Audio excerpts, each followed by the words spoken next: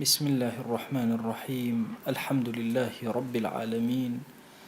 والصلاة والسلام على خير خلق الله محمد وعلى آله وأصحابه الكرام حقا وارزقنا اتباعه وأرنا الباطل باطلا وارزقنا اجتنابه ربنا آتنا في الدنيا حسنة وفي الآخرة حسنة وقنا عذاب النار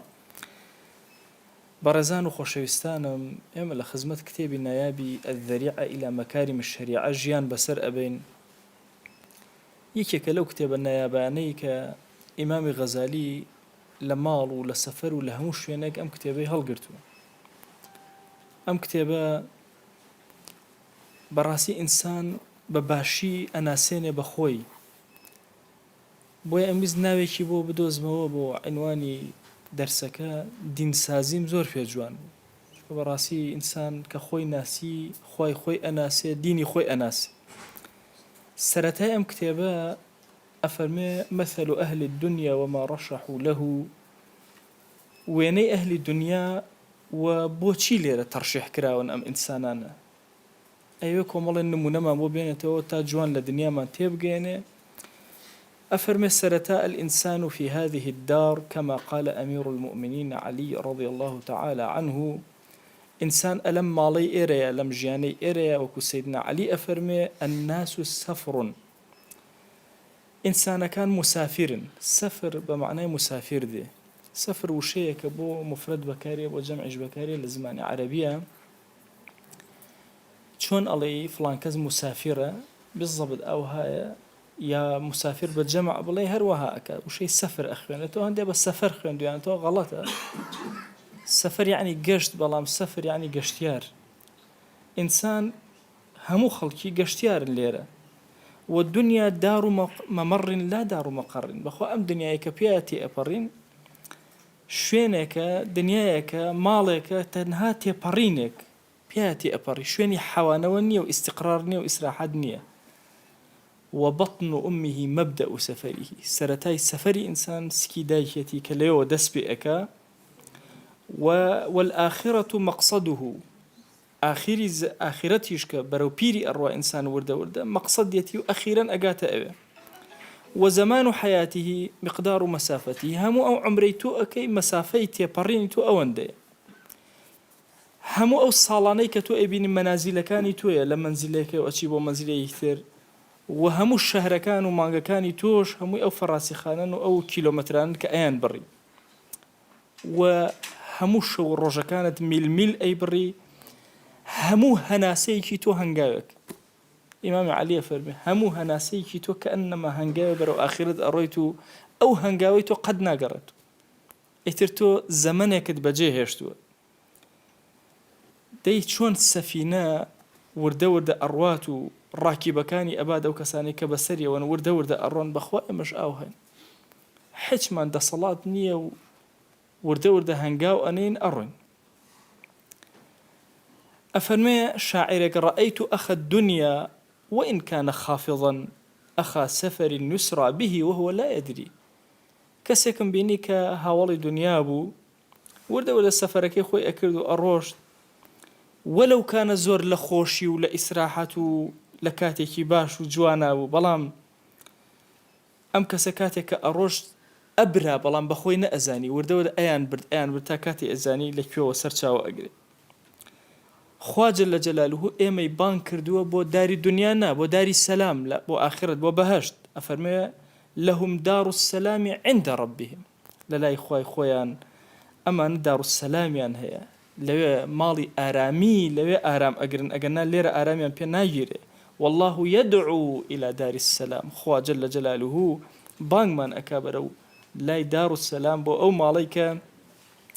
سەلام و ئاشتی و ئیسراحەتی تێ. دەی هەر یەکێک لە ئێمە بەرەو ئەوە ئەڕۆین، ئەنواع جۆری جوانی لە بەردەمان، ئەنواع جوانی مەلەذاتی دنیا لە بەردەممانایە، بەرەو کوێ ئەڕۆین؟ بەرەو ئەو ماڵە ئەڕۆین کە خوا بۆمان بانگمان ئەکا، لەوێ جەنات تەجری من تحتها الأنهار، کۆمەڵێ باخ و بیستانی زۆر جوان کە دەریاچەکان بە بنیا ئەڕۆن. ئەوەندە گەورەیە لێی مەترسە. وجنة عرضها السماوات والأرض أعدت للمتقين، بەهشتێک پانتایەکەی بە ئەندازی ئاسمانەکان و زەوی ئەبێ و ئامادەکراوە بۆ ئەو کەسانێک کە متەقین. بەڵام ئەم طریقە و ئەم ڕێبازەی کە بۆی ئەڕۆی ڕێبازێکە هەندێک جار پێت هەڵ ئەخلیسکێ ئەم ڕێگایی کە پێ ئەڕۆی ڕێگای دنیا هەندێک جاریش زۆر تاریکە و زۆر شەڕ و خراپەکاری بەسەر ئەم ڕێگای دنیاوە هەیە ها ئاگاد لە خۆت بێ. دەی خوا جەل جەلالوه عەقڵی لە ئێمە داناوە ئەم عەقڵە وەکو لەگەڵ نور و هیدایەتی قورئانە یەک ئەگرێتەوە ئێمە بەرەو هیدایەت ئەبە بەرەو ڕێگایەکی زۆر باشمان ئەبە. عقلمان پاڵمان پێوە ئەنێ ئەو عیباتانەی کە ئەیکەین هەر هەمووی ئەبێتە حسن و ئەبێتە قەڵایەک ئەمان پارێزێت لە شەڕ لەسەر زەویە. رب العالمين لم آية بيروزا أفرمي الله نور السماوات والأرض. طبعا تفسيري كي زور سيري بوك راغب أصفهاني لسورة النور آية النور ما آياتك معنى لقرآن النبي آية النور سورة كيش معنى سورة النور خوا جل جلاله نمونيك يعني توفرمي الله نور السماوات والأرض خوا جل جلاله نور الرناكي أسمان كانوا الزوية مثل نوره كمشكات وێنەی ئەم نورەی خوا چۆنە با تێبگەین ئەفەرمێ وێنەی ئەم نورەی خوا جل جلاله کە میشکاتین بالضبط وەکو میشکاتێک ئەو هەیە میشکات واتە دەلاقە ئەگەر بەبیرتان بێت لە لادەیە جاران پەنجەرەیەکە بوو دەرنەئەچوو چراوشتیان تێخست پێوترێت دەلاقە وەکو دەلاقەیەکی بچووک ئەوها أفرمي الله نور السماوات والأرض مثل نوري كمشكات رك دلاقة بين بيش شاي وخل لنو دلاقة فيها مصباح شراي كتيا بلا أم شراي نية تنها بيت الرناك بدأ لناو شوشيك أم شوشيش خوي بخوي أجركت بود جوانتر وركتر أكا الزجاجة كأنها كوكب دري جاري وازل أجركي نايبينه داقر سانكي خدي ئەم شوشەیە کە ئەنەما ئەستێرەیەکی گەشی پرشنگدارە و نور ئەدا بە هەر چوار دەوری خۆیە يوقد من شجرة مباركة زيتونة لا شرقية ولا غربية كأنما سبحان الله أما لدارك زور مباركي الزيتون أم روناكيتيا دروس كراوة أم جمال جوانة واتا أو رونيك بي داقر ساوة كأنما لداري زيتون دارك زيتوني مبارك كلا شرقية ولا غربية. طبعا لما زور قسيان لسل لا شرقية لا غربية كردوها بس ليرة أو علماني كدار ناسن ألين باشترين جوري زيتون كامية أو زيتونية كناكيوة السيبر شرقي وغربي نية لشوينة كانية مثلا يا بيانيان خور ليبا يا إيواران لشوينة كي لوتي برزايا همو كاتا كان خور لي أدا كشرقي وغربينية دواتر الزيتونة كي باشترين الزيتون لسر زوية أفرمي يكاد زيتها يضيء ولو لم تمسسه نار خريكة ها زيتكي دا أجرسي هشتا أجري برنك وتوروناكي أدا طبعا إعجازي زور قوريتي لسر زوي كاتك دور أكيوتو ولا زوي لدور وسيري زوي أكي أو شواناني كبرشنج أدا بريتين لو شواناني كزيتوني تيابي داري زيتون خصوصيتي زوري هي وأمان أما إنا سر خدي تفسيرك رب العالمين على نوري من لسر الزوية وكو أم دلاقيا وكأم تشرايتيا ومشيوازا دي بابزين الراغب شي أفرمي بين ربيش شاي وخود شون دلاقيا يعني أنت بيش شاي وخود شرايكي تيا وشراك شوشيكي جوان دوري قرتوا وزيتيكي زور خالصي تيا وهشتا آقري برنا كردو كالبا أكا روناكي أدا بين ربيش شاي وخود أم دلاقي سنجي توي إيمان دار رب العالمين نموني همو نوري خويلس أسمان وزوية كان بسنجي تو إينة توي إيمان دار سنجي تو أم دلاقي جوان دي قتيب ده لناو أم دلاقيات شرايك هي كبريتين لعقلي تو طبعا ما زورك لفلاسفة قصيانة لسو آية عقل لذهني إنسانة لسري إنسانة ين للضلي إنسانة دقة قرآن كان زورتر إشارات بواء كان كعقل إنسان للضلي إنسانة إيرش ذهنه شو يعني كوكر نوية معلوماته بس إيرش يعني بريال دانا بويا خوشويز لفرمودك أفرمي إذا صلحت صلح الجسد كله أجر إيرش شاك بوه همو لا شاك بتشوك عقل كموداي بابلين ضلي إنسان كشويني عقل إنسانة وها أكل إنسانك ك بيركرنا وفكره بريال داني همو اللي روا درجة نقل روا إذا تنها شويني معلوماته وبرياراتكاني تەواوی حیاتی ئینسان لە دڵەوە دەرەچێت. ئەفەرمێ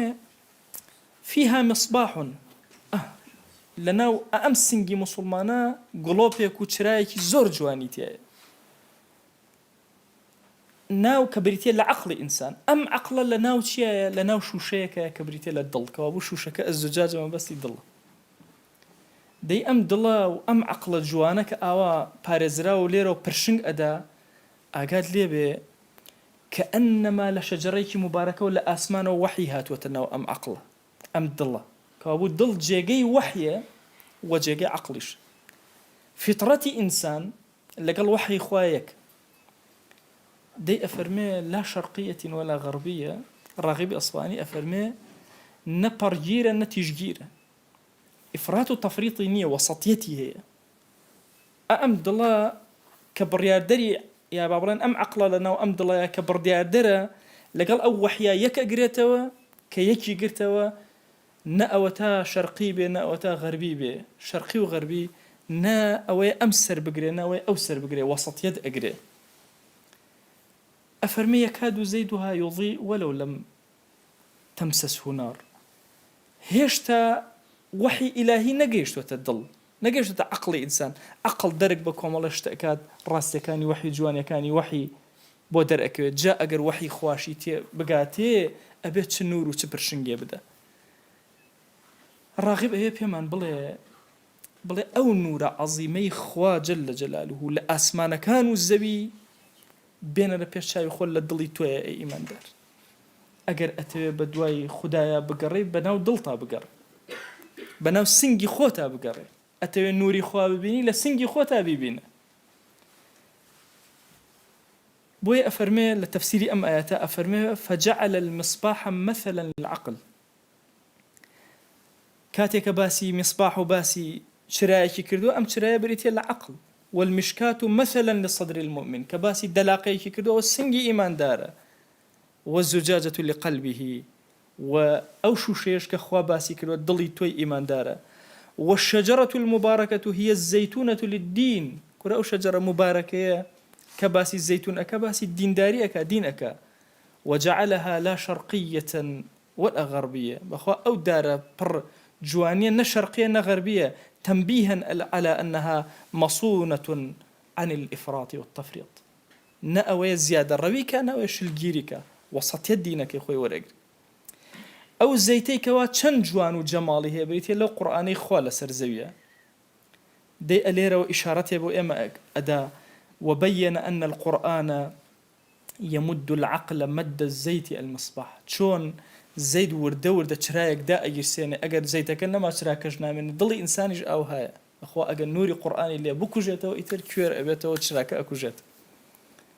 كوابو قرآن بريتيا لو زيتيك هميشا روناكي بدليتو أداتو نوري خواتي أجشيته. دي أفرمي وردي قد بدا خواجة لجاو لدواء ما أفرميش نور على نور، ضلت هر نور، عقلت هر نور، نوري قرآن شي بيت السر نور لسر نور. أليو جمالي نوري خوا جل جلاله أبين ريو أليرو بيبو نهيني أبيك نوري خوا جل جلاله شن قوري لدليتو. أما رحمتك زور قوري رب العالمين بسر إمام مسلمانا واتأم دينيك همانا موافقي ضلمانا موافقي عقل مانا. تعارضك لنوان دين وعقل نية، تعارضك لنوان علم وعقل ودين نية. ممكنة لو تقول والله ما وصل نظرية علمي دوزراوته بيتواني قرآن، إما النظريات علمي ما هي وحقائق علمي ما هي. يك حقيقة علمية وكما وصل نورسي أفرم دجي دين به أو يجيش تحقيقة أكات دين. بلا ممكن النظرية بيردوزيك هبه هشتا لسرتاي كارياتي بينا جيوه ممكنة مخالفة دينك. بو يزور كاشتك هاتا بيشو مخالفة دين بو يقينة هبك لأخيرة أجر علم بيش كوي أجاتا أو مجال يشتري يعني أجاتا بيغمري خوا صلى الله عليه وآله وسلم أجاتا ديني إسلام أجاتا قرآن نتيجك مخالفة جنيه لنوان عقل وشريعته. بو يهندي لفلاسفة كهاتون عقلي أن توزع كردو وشريعي أن توزع كردو أوشتانا بهش وازك جاكي قبولني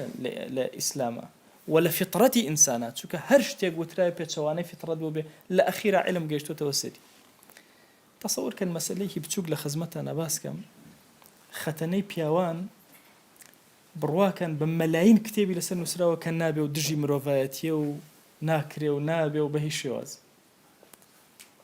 وا پیشان ئەدرا کە ئەوە تا پێچەوانەی دینە عیلم گەیشتوتە ئەوەی کە ئەمە زوڵمە لە ئینسان ئەکرێ لە ئەخیرە عیلم گەیشتە ترەپۆ بکەی گەیشتە ئەوەی نەخێر بەعەکسەوە یەکێک لە هۆکارە زۆر خەتەرەکان بۆ سەرەتان و ئایدز بریتێ لەچی لە خەتەن نەکردن اینجا ئەفەرمێ محەممەد فەتح الله گوڵان ئەڵێ لە شوێنێک خەڵکم بینی سەرەی گرتی بوو سەرە بۆی خەتەنە بکە هەڵێ بیرم کردوتم ئیسلام فەتحی ئەوروپای کرد فەتحی ئەوروپای کرد لەبەر چی خۆ ئەگەر پێش ئیسلام بوون بووایە زۆر زەحمەت بوو فطرەتی دین لەگەڵ فطرەتی علمە یەک ئەگرێت یان حقیقەتی علم لەگەڵ فطرەتی دینە یەکشتە لەگەڵ فطرەتی مرۆڤایەتی یەکشتە بۆیە ئەوەی خوای گەورە ئەو شتێکە خوای گەورە لە قورئانە بۆی بەیان کردووت و ئەو یاسانەی بۆی داناوی موافقی تەواوی شریعەتە بەدەقی ئەم ئاەتە پیرۆزە وەکو ڕاغب ئەفەرمێ ڕزا و ڕەحمەتی خوای لێبێ ئەفەرمێ جا وەرە نوری قورئان و نوری عەقڵ یەک بگرێ نور على نور چ گەورەیەک و چ جەماڵیەک دەی ئەی ئینسانی موسڵمان ئاگات لێبێ لەناو ئەم کاروانی ژیانە کە کاروان ئەکەیت و ژیان بەسەر ئەەکەی ئاگات لێبێ خۆت بخەرە ناو قەڵاکانی ئیمان و ئیسلام و دینداری و خواناسیەوە چونکە ئین عیبادی لەیسە لەکە عەلەیهم سوڵتان بەخوا لەسەر ڕێگای ئەم دنیای شەیطان بۆ دانیشتووە هەزاران کەمینی بۆ داناوی ئاگات لێبێ بەچی نەجاتت ئەبێ لەم کە ئین عیبادی عەبدەکانی من شەیطان زاڵ نابێ بەسەریانە هەتا عەبدایەتی زیاترکەی سەقامگیرتر ئەبی لەسەر ئەم ڕێباز و ئەم ڕێگایە و لەم دنیاە کە ئەڕۆی تووشی هەڵخەلیسکان و لادان نابی ئەوانەی کە عەبدایەتی خوا جەل جەلالوەکەن لەم شەوە تاریکەی ژیانەیە ئەتوانن گوزەرکەن و لە ڕێعایەت و حیمایەتی خوایە بن جەل جەلالو ئەوەشی کە خۆی لا ئەدا لەمە ومن يعش عن ذكر الرحمن نقيض له شيطانا فهو له قرين ئەگەر پشتێک کردە ذکری خوا جەل جەلالو هەر شەیطانێک خۆی بۆ خۆی لەسەر ڕێگەت دائەنیشێ و قەرین و هاوڵی هەمیشەیی توێیە و ئەوانە ئینسانەکان لا ئەدەن لە ڕێبازی ڕاست گەرچی خۆشیان وا ئەزان و وەیحسەبون ئەنەهم مهتەدون طبعا ئینسان ئەڵێ جەهلی مڕەکەب چییە ئینسان نازانێ و ناشزانێ کە نازانێ ئەمە خەتەرە نازانێ و نازانێ کە نازانێ ئەمە گرفتەکە لێرایە بۆیە ئەفەرمێ ئینسان کاتێک کە دوور ئەکەوێتەوە لە ذکری خوا شەیاطین هێرشی بۆ ئەهێنن ئەبنە قەرین هاوڵی زۆر نزیکی ئەوان ئیعازی ئەدەنێ لەگەڵ ئەوەشە وەیەحسەبون ئەنەهم مهتەدون وا هەز ناکەن کە لەناو خراپ وا ئەزانن ئیشی زۆر زۆر باشەکە دەی ئەفەرمێ لەم ژیانی دنیاە توێشوو کۆکەرەوە وتەزەودوا فإن خير الزاد التقوى باشترین توێشوش بریتە لە تەقوا و خۆپارێزی لە گوناهەکان دەی ئەم ڕحلە و ئەم ڕێگایی کە تۆ ئەی بڕی پێویستە بەوەیە لاشەتی تیا مانووکەی پێویستە هەوڵێکی زۆر گەورە بدەی بۆ ئەوی پەشیمان نەبیتەوە چونکە ڕۆژێک لە ڕۆژان ئەگەر ئەم لاشێت مانوو نەکردبێ بۆ خواناسی هاوارەکەی یا لەیتەنا نوڕەد ولا نكذب بآيات ربنا أي خۆزگە ئەگەڕێنەوە سەرزەوی بەخوایتر قەت ئاەتی خوان بە درۆ نەئەخستەوە قورئان موافقەی قورئانمان ئەکرد فهل لنا من شفعاء ئەرێ کەسێک نییە شەفاعەتمان بۆ بکە فيشفعوا لنا أو نرد فنعمل غير الذي كنا نعمل يا نامان گێڕنەوە جارێکی تر کردوانە بکەن غیری ئەوەی کە کردمان و لە دەستمان دەرچوو دەی خوای گەورە خۆی جوابایەتەوە فحينئذ ألو كاتيا حينئذ كلمة راغبة على لا ينفع نفسا إيمانها لم تكن آمنت من قبل بخوا أقل لم جيان الرشنا إيمانا نهنا بلا هسو دي لورناقري أو كسبت في إيمانها خيرا يا أو إيمان تشروكي كهدب والليرا توانيو تخيريكي زور قورة بدز بين وعبدايتيكي زور قورة جيبا جيبكي أم نمونية كما كإهنته والدنيا راغب لەبەر ئەوەی خۆی مفەسیری قورئانە لەگەڵ ئاەتەکانی قورئانە تێکەڵی کردووە ئەوێ پێمان بڵێت مادام وحی خوا لەناو دڵی ئێمە دامەزراوە مادام وحی خوا موافقی دڵمانە ڕۆشنایی خوا ئاسمان لە ئاسمانەکان و زەوی نمونونەکەی ئەوەیە کە لە سنگی توێ ئەی موسڵمان دەی دەست بگرە بە قورئانەوە ناجی ئەبی و ڕزگار ئەبی دەست نەگەر بە قورئانەوە تیا ئەچی هەموو ئەوەی کە لە دنیاە جێبەجێ ئەەکەی لە عەبدایەتی و تاعەت و خواناسی و دینداری پێویستی بەوەیە بە ڕۆحەوە کردبێت هەر یەکێک لە ئێمە الحەمدولله کە ئەهلی دین و ئەهلی خواناسین هەمووشمان خەریکی عەبدایەتین بە فەزلی خوا ئیتر هەر یەکەمان بە لەونێ هەر یەکەمان غەزالی قسەیەکی هەیە ئەفەرمێت چۆن ڕزق تەوزیع کراوە هەر کەسە حەزی لە شتێکە بنمونە جاری وایە کەسێک حەزی لە جۆرێ خواردنە کەسێک تر حەزی لە جۆرێترە ئەڵێ سوبحان الله تاعەتیش ئەو هەیە هەر کەسێک لە کەسەکان جۆرێ لە تاعەتی حەز لێیە کەیفی بە جۆرێک لە تاعەتەکان دێ عەبدوڵڵای کوڕی مەسعود ڕەزا و ڕەحمەتی خوای لێبێ طبعا یەکێکە لەو هاوڵە بەڕێزانەی کە ڕۆژی سونەتی پێ نەئەگیرە بەڵام طبعا یەکەم کەس ئیعلانی قورئانێکی لە پەنای مەککە ئەوە طبعا زۆر زەعیف و لاواز بوو لاشەی زۆر لاواز بوو جارێکیان بەسەر دارێکە سەرکەوت قاچی دەرکەوت ئەوە قاچی زەعیف بوو بچووک بوو هاوڵان دەستیان کرد بە پێکەنین پێغەمبەری خوا صلی الله عليه وسلم فەرمووی ئەوە بەچی پێکەن والله قاچەکانی عەبدوڵڵا لە کێوی ئوحد قورستر لە لای خوا بەڵام ئەم سەحابە هاوڵە بەڕێزە ناتوانێت ڕۆژوو بگرێ باشە بەڵام لە قورئان خوێندنە شەو ڕۆژە خاتە سەریەک حتا پێغەمبەری خوا صلی الله عليه وسلم گوێی لێ ئەگرێ بەخوا یا ڕەسوڵ الله بمزانێ گوێم لێ ئەگری ولا حبرته لك تحبيرا بەخوا چۆن ئەنووسرێتەوە حرف ئەوە قورئانم كأنما ئەنووسیتەوە ئەوە بە جوانی بۆم ئەوتی دەی لە بەشێک لە عەبدایەتەکانە کە ڕۆژوو توانای نییە چونکە ڕزقەکەی ئەم لێرەیە ئێمەش ئەو هەیە ڕزقی لە ذیکری زۆرە جاری وایە گەنجێک ئەبینی ئەو هەموو ئەستەغفر الله ئەکات ناوەستێ تێر ناخوا ذیکرەکەی لەوەیە بەشەکەی ئەو ڕزقەکەی ئەو لەوێ یەکێکتر لە سەڵەواتە یەکتر لە قورئان خوێندنە یەکێکتر لە دەرس و دەورە یەکێکتر لە ذیکرە یەکتر لە بەخشندەیە تەسەوورەکەی جاری وایە کەسی وایە بەخشندەیەک ئەکا عەقڵی ئێمە تەسەووری ناکە ئەڵێ والله یا ڕەبی ئەگەر من وەکومە بەخوا ئەوم پێ نەئەکرا ئەوەندە بەخش چونکە ڕزقی ئەو چێژی ئەو خوا خسوێتە ناو بەخشندەی بۆیە هەر یەکێک لە ئێمە مادام ئەم دینە عەزیمە موافقە لەگەڵ دڵمانە ئەکا ئەبێ هەر یەکێک لە ئێمە پشکەکەی خۆی لە عەبدایەتی و تاعەت وەرگرێ و خەریکی ئەو خواناسی و دینداریە بێ هەتا خوای گەورە دەروی خێری لێ ئەکات چەندێکە بسمە نمونەی دووەم یا بەس کارەباش نییە قەی ناکام شو با بەسە یەک نمونە لە نمونەکانی ڕاغیب بەسە ئەم شەو ئەپاڕێنەوە ئەلاڵێنەوە یا ئیلاهی ئێمەی گونەهبار ئەبەم شەوە تاریکە بەخوا تەنها لەبەر تۆ هاتین ویسمان کەلیماتێ بڵێن و ویسمان کەلیماتێ گوێ لێ بگرین کە تۆ لە خۆمان ڕازیکەین بەخوا ئیلاهی هەمومان عەوداڵی ئاسوودەیی ڕۆح و دڵمانین بۆیە هاتین لە خزمەت ئەم کەلیماتانەی ڕاغیبی ئەسفەهانیە کەمێک شەرحی دڵمان کات و کەمێک ئازاری ناخمان بدا لعل همتێک ئەبێ بۆ بەرزیمان دەی تو گەورەی خۆت چێش بخەرە ناو تاعەت و عیبادەتەکانمانەوە یا ئیلاهی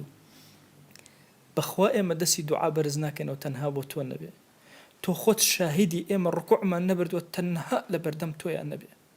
ئیلاهی تۆ خۆت شاهیدی ئێمە سوژدەمان نەبردووە تەنها بۆ تۆ نەبێ دەیا ئیلاهی داوات لێ ئەکەین بە ناوی جوانت بە صیفەتی بەرزە بە ئیسمی عەظەمت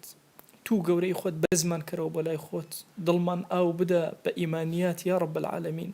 یا ربی خوای گیان ئەو تاعەت و عەبدایەتیانەی کە ئەیکەین پڕیان کە لە چێژ و خواناسی بۆمان یا رب العالمین خوای گیان ئێمە گوناهی زۆرمان بەرز کردوتەوە بەخوا شەرمەندەین ڕوومان نییە دەست بەرزکەینەوە ئیلاهی بەدەستی ڕەش و بە زمانی ڕەش و بە چاوی ڕەشەوە هانای فەقیری و زەلیلی خۆمان بۆ تۆ بەرزەکەینەوە هانای گونەهباری و خەجاڵەتی خۆمان بۆ تۆ بەرزەکەینەوە یا ئیلاهی تۆ ئەهلی کەڕەم ئێمە نازانین چی بڵێن و چه هاوارێکین بەڵام ئەزانین کە تۆ ئەهلی کەڕەمی و لێمان ئەبورەی تو گەورەی خۆت لێمان ببورە دەستی زەعیفیمان مەگێڕەوە یا رب العالمین گوناهێ بە ئاشکرا کردومانە عەفومان کە گوناهێ بە پەنهان کردومانە عەفومان کە گوناهێ نەمانزانی کردمان عەفومان کە گوناهێ زانیمان و بێئەدەب بوون لە حوزوری تۆیە یا ئیلاهی عەفومان کە یا ئیلاهی بەخوا ئەگەر هیچ چاکەیەکمان نەبێ بەخوا دڵمان خۆشەویستی تۆی تایە و خۆشەویستیمان بەرز ئەکەینەوە بۆلات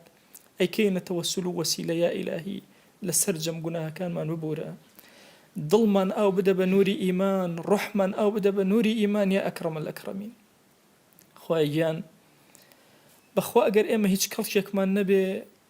بەڵام بەخوا ئومەتی پێغەمبەرین صلی الله عليه وسلم، بەخوا بەدڵ ئەومان خۆشەوێ. یا ئیلاهی ئەگەر هیچ چاکەیەکمان نەبێ بەرزیکەینەوە، خۆشەویستی ئەومان هەیە بەرزیکەینەوە. دەیا ئیلاهی بەدڵ داوات لێ ئەەکەین تو گەورەی خۆت سڵاوی ئێمە بگەێنە بەو نازدارەی دڵمان یا ئەکرەمە الئەکرەمین. یەکێک ناومان لە خزمەتیا بێنە یا ئەرحەم الراحیمین. یا ئیلاهی داوات لێ ئەەکەین ڕەحمەت و بەزەی خۆت بەسەرمانە ببارێنە، ئەم ژیانەمان بۆ کەرژنا ژیانێکی ڕۆشن بۆ دڵمان یا رب العالمین. خوای لێت ئەپاڕێنەوە لێت ئەلاڵێنەوە بە گەورەی و کەڕەمی خۆت، بە ڕەحمەتی خۆت، بە بەزەی خۆت، ئەم کەلیماتانەی کە ئێڵێن لێمان قبوڵکە مەی دەرەوە بەسەرمان. یا ئیلاهی ئەو کەلیماتانەی گوێی لێ ئەگرین لێمان قبوڵکە مەی دەرەوە بەسەرمانە. یا ئیلاهی داوات لێ ئەەکەین ئێمە حاجەمان زۆرە لەم دنیا، بەخوا شەرمەکەین حاجەکانی خۆمان بۆ تۆ بەرزکەینەوە. تۆ خۆت عەلیمی بە حاڵی ئێمە یا ئیلاهی، چی باشە بۆ دینمان بۆ ژینمان پێمان عەتاکە یا ئەکرەمە الئەکرەمین، چی خراپە بۆ دینمان بۆ ژینمان یا ئیلاهی پەنامان بدە لێ یا ئەکرەمە الئەکرەمین. خوایە قەت سپاردە لای تۆ زایە نەبووە یا ئیلاهی، وا ئێمە ئیمانی خۆمان سپاردەی تۆ کرد، لەم زەمەنی زوڵمات و تاریکەیە ئیمانی خۆمان سپاردەی تۆ کرد. خوای گیان ئیمانی خێزان و ماڵ و مناڵمان سپاردەی تۆ کرد، ئیمانی گەنجی ئەم زەمانەمان سپاردەی تۆ کرد، ئیمانی وەچەکانی خۆمان سپاردەی تۆ کرد یا رب العالمین. خوای گیان داوات لێ ئەەکەین بە ڕەحمەت و بەزەی خۆت نووری ئیمان لە دڵمانە گەشە پێ بدە یا رب العالمین، لە وەچەکانمانە ڕەنگی پێ بدەرەوە یا ئەکرەمە الئەکرەمین. خوای گیان داوات لێ ئەەکەین بە ناوی جوانە بە صیفەتی بەرزە بە ئیسمی عەظەمت بمانگێڕە لەو عەبدانەی کە لەسرە مەرگە ڕەحمەت و بەزەی بەسەریانە ئەبارێنی. تو گەورەی خۆت لە کاتی دەرچوونی ڕۆحمانە ئارامی بەسەرمانە ببارێنە، لەو کاتەی بێکەس و بێحاڵ و بێماڵ بێ هاوار و بێ ڕەفیق و بێداد لەناو گۆڕێکی تارا بەجێ ئەمێنین. یا ئیلاهی تۆ بەرە ئەنیسمان، یا ئیلاهی تۆ بە ئەنیسمان، یا ئیلاهی ڕەحمەت و بەزەی بەسەرمانە ببارێنە. ئەم کەلیماتانەی قورئان کە لە خزمەتیانان خوایە بیکەرە هاوڵی ناو گۆڕەکانمان. تو گەورەی خۆت خوایان قورئان بکەرە شەفاعەتکاری ڕۆژی مەحشەرمان. ئەگەر چی ئێمە ئەهلی قورئان نەبین، یا ئیلاهی پرشنگی قورئان بکەرە شەفاعەتکاری ڕۆژی مەحشەرمان. یا ئیلاهی بەهۆی قورئانەوە لە بەهەشتا بەرزمان کەرەوە. خوای گیان ئێمە لەبەر خاتی تۆ لەم مەجلیسا کۆبووینەوە، دەیا ئیلاهی ئاوە لە خزمەتی پێغەمبەرە صلی الله عليه وسلم کۆمان کەرەوە، بە دەم و چاوی گەش و جوانی ئەو شادمان کە. یا ئیلاهی بە دەم و چاوی گەش و جوانی ئەو شادمان کە. ئیلاهی دڵەکانمان تێرکە لە بینینی ئەو یا ئەکرەمە الئەکرەمین. یا ئیلاهی داوات لێ ئەەکەین نوێژەکانمان لێ قبوڵکە. یا ڕەبی خوایە غەفڵەتمان مەهێڵە، یا ئیلاهی خەجاڵەتی خۆمان زۆر نوێژمان بە غەفڵەتەوە بەرز کردەوە، بەڵام بەخوا دڵمان کەڕەم و ڕەحمەتی تۆی ئەبینی. یا ئیلاهی بە ڕەحمەتی خۆت لێمان قبوڵکە، بە کەڕەمی خۆت لێمان قبوڵکە. ئیلاهی ئێمە ئەزانین نوێژەکانمان بێکەڵک و ڕۆژەکانمان بێکەڵک، بەڵام بەخوا بە ڕەحمی تۆیە ئەنازین، بە کەڕەمی تۆیە ئەنازین، بە گەورەی تۆیە ئەنازین. قبوڵمان کە یا رب العالمین، وەرمان گرە یا ئەکرەمە الئەکرەمین. یا ئیلاهی داوات لێ ئەەکەین بە ناوی جوانە بە صیفەتی بەرزە بە ئیسمی عەظەمت ئەم دوعانەمان لێ قبوڵکە. یا ئیلاهی لێمان ڕازی بە، خوایە لێمان ڕازی بە، خوایە لێمان ڕازی بە، یا ئیلاهی لێمان ڕازی بە. یا ئیلاهی داوات لێ ئەەکەین بە گەورەی خۆت لێمان ڕازی بە، حاجەتەکانی دنیامان هەموو بۆ جێبەجێکە، حاجەتی ئاخرەتمان هەموو بۆ جێبەجێکە. یا ئیلاهی داوات لێ ئەەکەین بە کەڕەمی خۆت، بە ڕەحمەتی خۆت، بە بەزەی خۆت، لەبەر حورمەتی ئەم ڕیشە سپیانەی کە لەگەڵمانان، لەبەر حورمەتی ئەم گەنجە جوانە تەوبەکارانە، بە حورمەتی ئەم خوشکە بەڕێزانە. یا ئیلاهی ئەم دوعانەمان قبوڵکە و مەی دەرەوە بەسەرمانە، وەرمان گرە لای خۆت یا رب العالمین. آمین آمین والحمد لله رب العالمين، وصلى الله على سيدنا محمد وعلى آله وصحبه وسلم تسليما كثيرا أبدا إلى يوم الدين. خواهي قول لقناه مني شو أجبوري وخالي ما قبول